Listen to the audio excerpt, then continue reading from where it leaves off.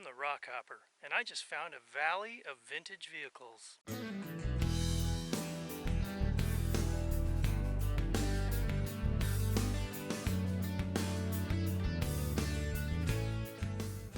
So I'm going to give you a slideshow and photo essay as I narrate, so you'll get to see some of the pictures I've taken today as I've wandered around this place. It's a pretty cool find. It started out as a spontaneous drive, like many I'd done before. I just chose a direction and then decided to take a lonely dirt road to see where it went. After all, it was a perfect day, sunny, warm, and windless. After a few miles, the road narrowed and got rougher.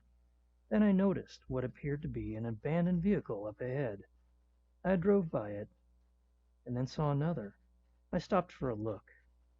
I wondered how old this truck was and how long it must have been here. A closer look revealed that it may have started life as a fire truck, judging by the lettering on its side. It looked like it had been converted for use on a farm or ranch. I had another look at the red truck. There were hoses and a big plywood box on the back. I continued down a branch in the road and was surprised when I spotted what appeared to be an ancient road grader. I got out to look, and sure enough, there was this steel-wheeled dinosaur whose bones were slowly rusting away. How old was it? 1920s? 1930s? I read the plate on it. Number 145. Fill worm gear cases with gargoyle motor oil. Gargoyle motor oil? Had to be around that era, I figured. From the Galleon Iron Works in Ohio. I was really intrigued now and eager to investigate the area further. I drove some more and soon spotted a bronze-colored Chevy pickup truck.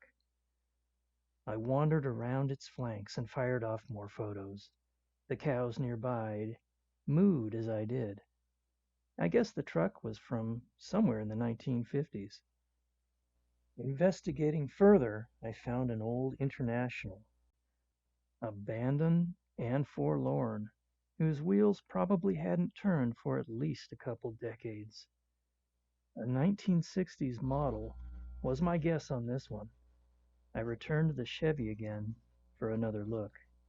Pacific Wonderland was on the license, a slogan they started printing in Oregon plates in 1959. A little farther down the road, I saw this harvester, and not far from it, this Komatsu excavator. It looked like the excavator might still be in use, or at least still be usable. I headed back down the road I came in on, past the two trucks, and paused for another look. Yes, it definitely looked like it was a fire vehicle before being converted to farm use. A ways down the road I found the first of many more trucks and farm machinery. I got out to walk around, feeling there were more vehicles just beyond the rise. That's when I found the mother lode. First, the old Kenworth truck. Then the dead bodies of so many motorcycles, with rims still sitting atop one saddle. Not far beyond was a Ford pickup truck. A closer look confirmed my suspicions that it was from the 1950s. December 1957, stamped on its license plate. It looked like the original color was green, but now it was the color of rust that was overtaking it. An oxidative psoriasis overtaking the vehicle's body. I peered inside to see tattered fabric and cracking steering wheel, a vehicle no longer ridden, but instead riding out the rain, wind, and snowstorms of the region. My next find was another old Chevrolet, which I guessed to be around mid-1950s vintage. A yellow truck had no tires and few markings to give away its identity. I returned to the Chevy and fired off more photos. The interior was perfect for a ghost driver. A big, cracked steering wheel protruding above numerous spider webs. The chrome on the trunk still gleamed, the Chevy logo clearly visible. The next truck, probably from the late 1960s or early 1970s, had something in the bed. Behind the sticker, Rockaholics Can't Stop Rockin', looked to be the radiator of another vehicle. U.S. Motors, Oshkosh, Wisconsin, USA. At first glance, I thought it was just another Chevy truck. Its paint was fading, and a scaly lichen eczema was growing upon its hood. But when I looked at it from another angle, it appeared that someone had slapped on a 1970s pickup bed on what appeared to be an early 1960s truck. It looked like this truck had been driven until 1972 before being laid to rust in peace in this field. Sunlight glinted off the chrome grille as the day eased towards sunset. A small swarm of mosquito assassins were unleashed from nearby farm canals to extract blood from my bare legs. Wearing shorts in the late summer afternoon, hurriedly I snapped more photos, running and dodging their attacks as best I could, yet receiving about 5 bites per leg, the price one pays for getting photos. Beyond the cars were old travel trailers. The one that caught my eye looked like an early form of Airstream. It had a shiny aluminum body and what appeared to be a stovepipe rising from its roof. I stepped inside what was now a rodent haven, and was intrigued by the old cast-iron wood stove. Either this is how they cooked and heated the trailer in the old days of travel, or someone parked it and lived here long ago. I picked up an old magazine to get a sense of the last time someone may have used this, and found a 1970s date on it. Then I chuckled when I saw the name of the hand soap in the tin. Scat. Terrible name, I thought. Isn't scat something you may be trying to wash off your hands? There were a couple old leather saddles as well. Leaving the trailer, I found what appeared to be an authentic wood-spoked wheeled buckboard wagon. It was like there was an entire history of transportation out here. How cool is that, I thought.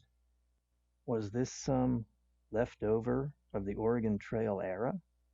Then I found farm implements such as field rakes and such, a farm and ranch jambalaya of broken down and rusty equipment.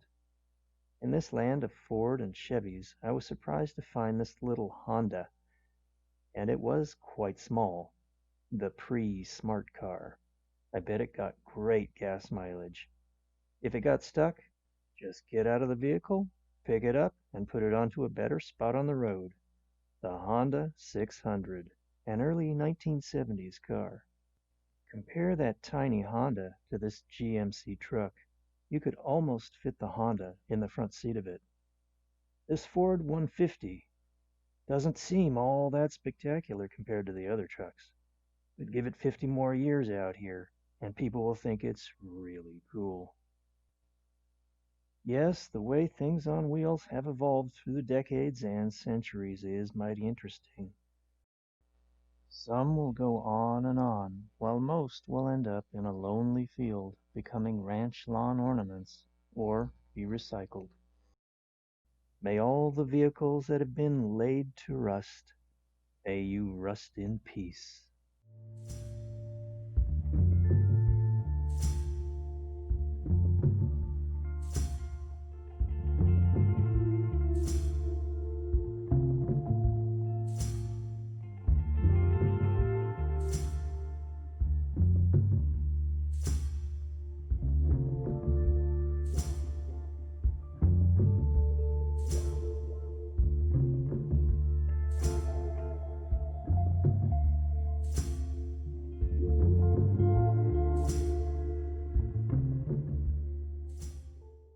I won't divulge the location of this place. It's kind of remote, and it's on private property.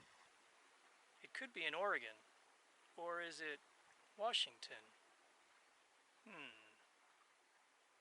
I hope you enjoyed my little slideshow of the Valley of Vintage Vehicles. Don't forget to subscribe, and if you like this kind of thing, let me know down in the comments. Thanks so much for watching. This is Rockhopper. I'll see ya.